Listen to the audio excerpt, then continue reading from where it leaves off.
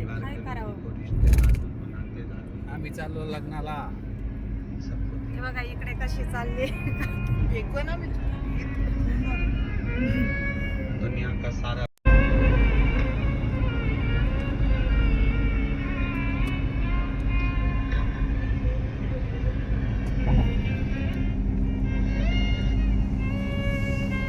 नमस्कार सर्वांना, श्री स्वामी समर्थ.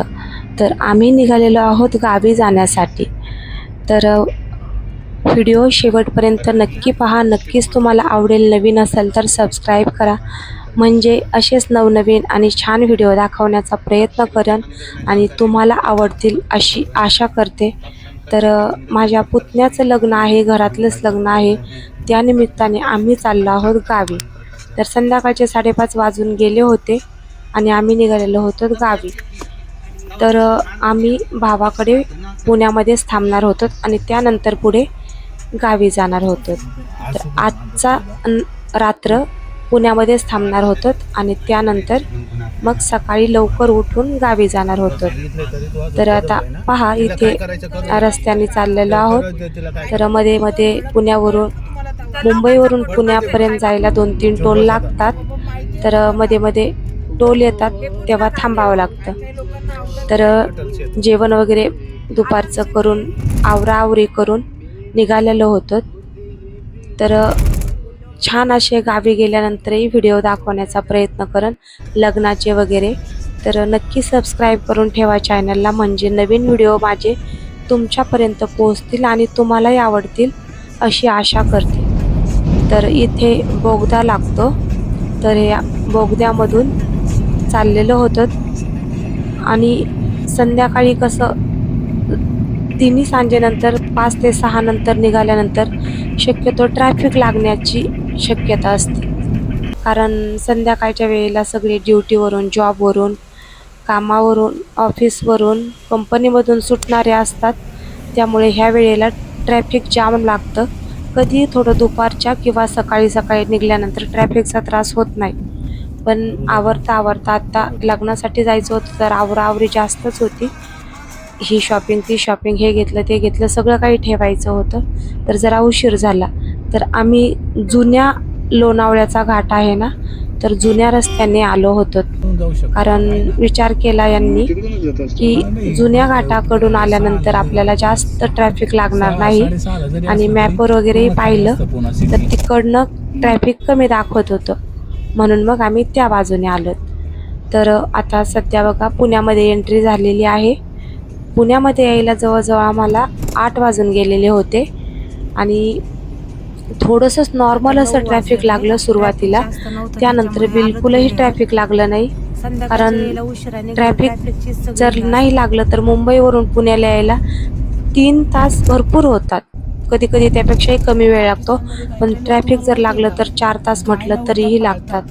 तर आता आम्ही जवळजवळ 8:30 पावणे 9 वाजत आलेलो होतो आणि आता थोड्याच वेळामध्ये भावाच्या तिकडे पोहोचणार होतो.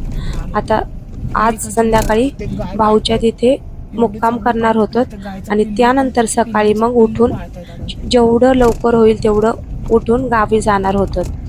तर कसं प्रवासही कमी होतो आणि जास्त प्रवास केल्यासारखंही वाटत नाही.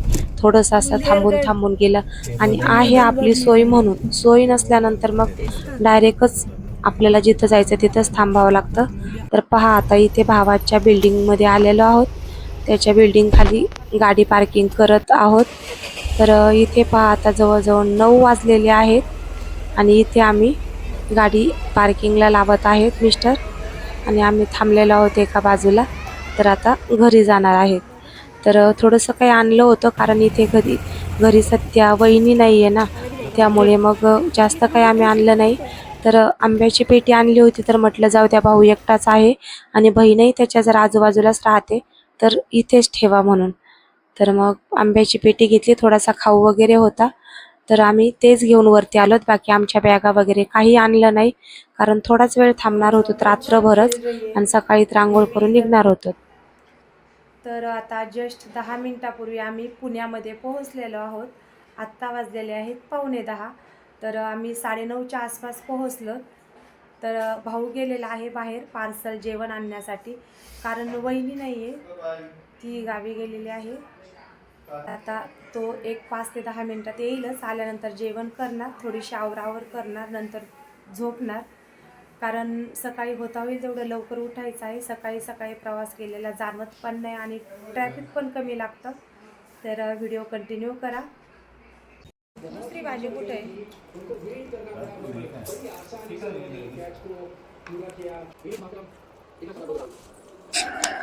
इथे भाऊने बाहेरून पार्सल आणलं होतं आणि मग इथे आम्ही सगळ्यांनी मिळून जेवण केलं. आणि हा खिचडी भात मी घरून आणलेला होता, कारण घरी यायच्या अगोदरच केलेला होता आणि बराचसा शिल्लक राहिला.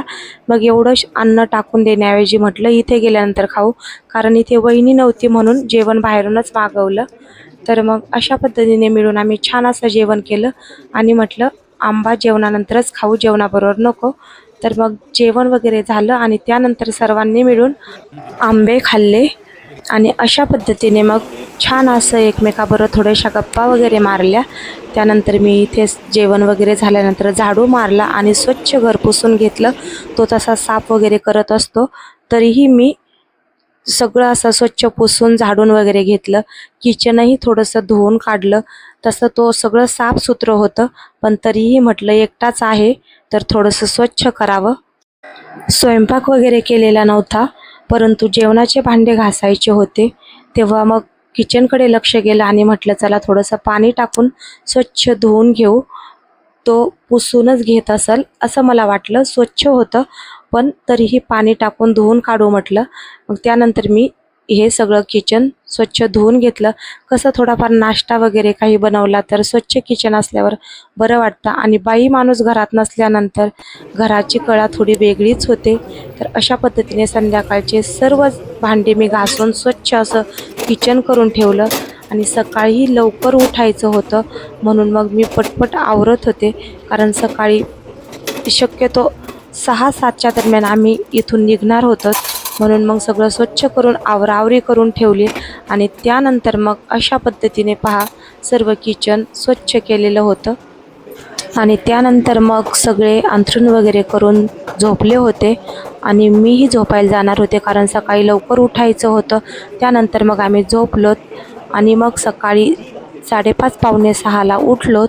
उठल्यानंतर आंघोळ वगैरे केली आणि पहिला इथे स्वयंपाक करायला घेतला, कारण स्वयंपाक करणं एवढं अर्जंट नव्हतं, गरजेचं नव्हतं. आम्ही काय 12च्या आत तिथे गावी पोहोचलो असतो.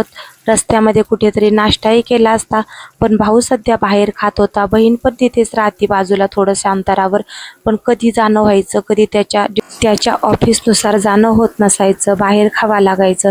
तर म्हटलं चला आपलं आज एक दिवसाचं तरी जेवण इथे बनवून ठेवूया, म्हणून मटकीची भाजी आणि चपाती करून ठेवणार होते. तर म्हटलं तेवढंच घरच्या जेवणाची सर कधीच हॉटेलच्या जेवणाबरोबर होऊ शकत नाही. तर म्हणून मग मी एवढ्या सकाळी पहाटे उठून स्वयंपाक केला.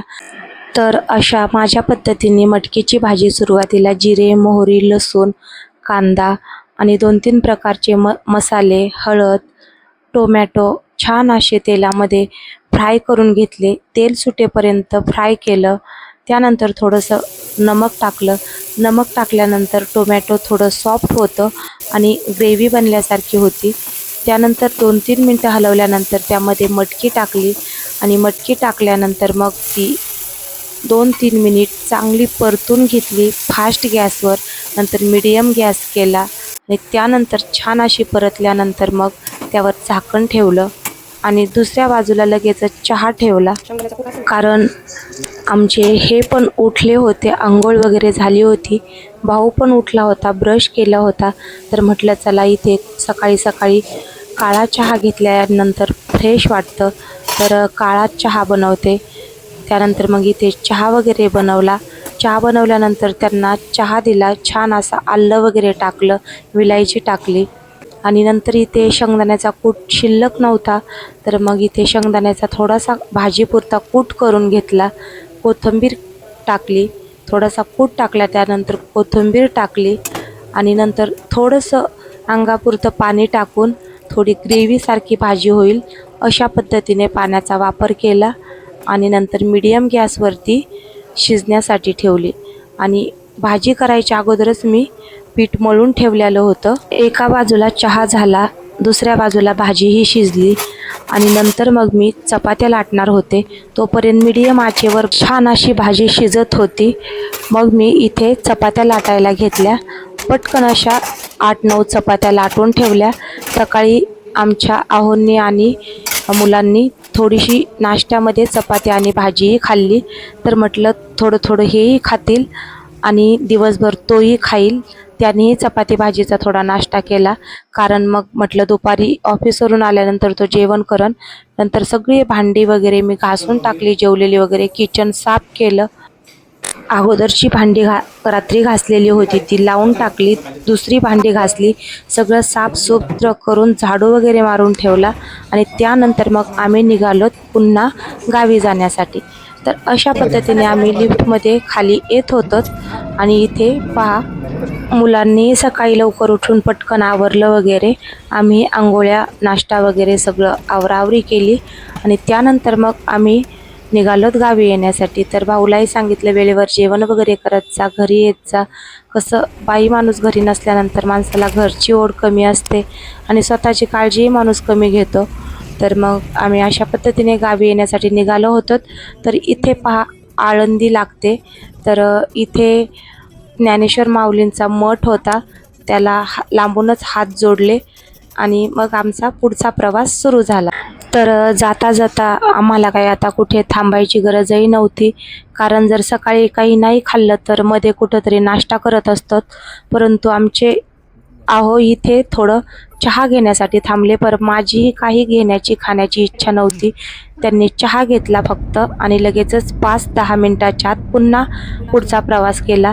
तर इथे पहा, हा करंजीचा घाट लागतो. तर सकाळी 10च्या आत आम्ही 10-10:30 इथे वाजलेले होते. तर करंजीच्या घाटामध्ये येऊपर्यंत आम्हाला बिलकुलही जास्त काही ट्रॅफिक लागलं नव्हतं. ट्रॅफिक न लागल्यामुळे आम्ही इतकं फास्ट आलोत ना, की बिलकुलही प्रवास केल्यासारखा जाणवला नाही. कधीही लांबचा प्रवास असेल तर सकाळी निघाल्यानंतर प्रवास कसा होतो तो अजिबात कळत नाही आणि सकाळचा प्रवास खूप छान होतो. तर आम्ही आईच्या घरी जाणार होतो.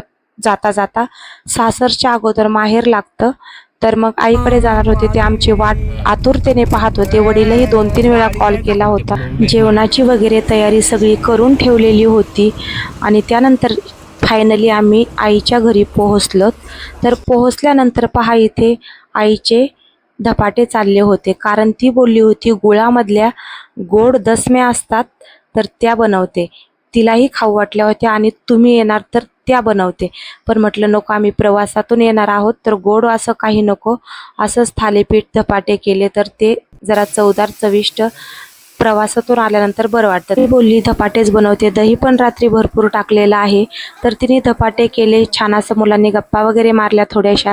नंतर लगेचच मी त्यांना जेवायला दिलं. सकाळी जास्त काही खाल्लं नव्हतं. तर इथे पहा, आमची दिदी आजी बरोबर म्हणत होती, बघ मी आता तुझ्यापेक्षा उंच दिसायला लागले, तुझ्यापेक्षाही मोठी झाले. दोघीचं चाललं होतं एकमेकाशी काहीतरी बोलणं चालणं. तर त्यानंतर मग त्यांना जेवायला बसवलं. दोघं जेवायला बसले. मुलांचं जेवण सुरू असतानाच लगेचच त्यांचे पप्पा बाहेर गेलेले होते, जरा मित्रांनी बोलवलं होतं. आल्याबरोबर रस्त्यातच कॉल आला होता. तर थोडंसं 10 मिनिट भेटले आणि त्यानंतर मग जेवण चालूच होतं. तर लगेचच मुलीमध्ये येऊन जेवायला बसले. तिच्याबरोबर छान असं जेवण केलं. तिलाही सांगत होते की पोटभर जेव, पोटभर जेव. नंतर झालं म्हणत होती. तर मग म्हटले थांब आता तुला मी भरवतो. तर तिलाही खाऊ घालायचं काम चाललं होतं. तर अशा पद्धतीने आमचं जेवण चाललं होतं. आमचं जेवण होत आलेलं होतं. तर म्हटलं वडिलांनाही म्हटलं की तुम्हीही बसा आता, तुम्हीही जेवण करून घ्या. नंतर मग त्यांनाही जेवायला दिलं. तेही आम्ही जेवण करत असताना अधूनमधून जे लागन ते आणत होते, वाढत होते. तर भाऊ बाहेर असतो. वहिनी पण भावाच्या लग्नासाठी गेलेली होती, तर ती पण नव्हती. तर आईवडिलांचंच चालले होती धडपड, हे करायचं ते करायचं. आईवडिलांची माया वेगळीच असते आणि आईवडिलांविना माहेर हे अधुरच असतं. जेवण झाल्यानंतर जुन्या फोटोचा अल्बम समोर आला आणि ते आम्ही जुने फोटो पाहत होतो. थोडेसे जुने फोटो वगैरे पाहिल्या. काही फोटोवर तर तारीख पण लिहिलेली होती, कोणत्या तारखेला हा फोटो काढलेला आहे. तर अशा पद्धतीने काढला आणि थोडंसं नंतर मी आराम केला. 1-1.5 तास झोपले. झोप झाल्यानंतर माझा पुतण्या जो नवरदेव होणार होता तोही इकडे तालुक्याच्या ठिकाणी आलेला होता. तर मग आम्ही त्याला बोलून घेतलं की ये थोडंसं जेवण वगैरे कर, भूक लागली असेल. तर तो आला. अशा पद्धतीने मग सगळं काही आवरलं होतं. 1-1.5 तास आरामही केला. झोपलेली होती तेव्हाच माझा पुतण्या आला. तो जेवण करत होता तेव्हाच मी उठले आणि मग लगेच आवराआवरीला सुरुवात केली. पुढे गावी पण जायचं होतं. आता सुहासनी वगैरे बांगड्याचा कार्यक्रम वगैरे होणार होता, तर गावी जायची तयारी चालली होती. तर फायनली अशा पद्धतीने आमची मग आवराआवर चालली होती. इथे आजीबरोबर पोरांचं फोटो काढण्याचं चाललं होतं. तर आजीबरोबर त्यांनी थोडेसे फोटो काढले, थोडासा हसी मजाक झाला आणि मग आम्ही निघालोत गावी जाण्यासाठी. तर इथे थोडेसे फोटो वगैरे काढले आणि त्यानंतर इथे पहा, आईच्या दरवाजासमोरच स्वामींचा हा मठ आहे. पहा किती मोठा आहे. स्वामींच्या पाठच्या बाजूला माझ्या आईचं घर आहे आणि पाठच्या बाजूला हा गेट आहे. इथून आतमध्ये जाता येतं आणि हे आईचं घर आहे. तर खूप छान वाटतं. खूप मोठा मठ आहे. पुढच्या वेळेस नक्की तुम्हाला दाखवेल. तर आम्ही आता इथून निघणार होतो आणि संध्याकाळचे 5 वाजून गेलेले होते, म्हणून मग मी काही जास्त इथे आतमध्ये गेले नाही. तर बेलाचं झाड आहे पहा, त्या बेलाच्या झाडाला खूप सारे फळं लागलेले आहेत आणि आईच्या दारामध्ये स्वामींचा मठ असल्यामुळे अजून छान वाटतं. तर अशा पद्धतीने मग आम्ही इथून आईवडिलांना नमस्कार केला आणि सासरी निघालोत. तर आमचा सासरचा प्रवास सुरू झालेला आहे आणि फायनली आता आम्ही सासरी जाणार आहोत. तर व्हिडिओ असेच तुम्ही कंटिन्यू करा, नक्की सबस्क्राईब करा, व्हिडिओला लाईक करा. पुढचे नवीन व्हिडिओ तुमच्यापर्यंत येतील आणि मी माझ्या पुतण्याचं लग्न वगैरे आहे तर गावचे छान असे व्हिडिओ तुम्हाला दाखवण्याचा प्रयत्न करेल. तर नक्की व्हिडिओ पाहत जा, सबस्क्राईब करा, लाईक करा. तर असे छान व्हिडिओ तुमच्यापर्यंत पोहोचण्याचा माझा प्रयत्न असेल. पूर्ण व्हिडिओ पाहिल्याबद्दल अगदी मनापासून धन्यवाद. आणि ही पुढे गाडी चाललेली आहे ती माझी बालपणाची मैत्रीण आहे. ती आम्हाला एका पेट्रोल पंपावर भेटली. तिने आम्ही एक 10 मिनिट खूप छान गप्पा मारल्या, कारण ती बोलत होती त्यावेळेला मला काही व्हिडिओ घेता आला नाही आणि मी व्हिडिओ घेतलाही नाही. पण आमच्या पुढे त्यांची बाईक होती तेव्हा तुम्हाला दाखवलं. त्यानंतर इथे देवीला नमस्कार केला आणि आम्ही निघाला आहोत आता गावी. तर माझ्या सासरच्या तिथलं थोडंसं वातावरण थोडंसं तुम्हाला काही दाखवीन. आता आम्ही एकदम सासरच्या घरी आलेलो आहोत. तर धन्यवाद. एवढी फास्ट चालवा कधी सुरू करू चालवायला हा मी सांगतो पुढे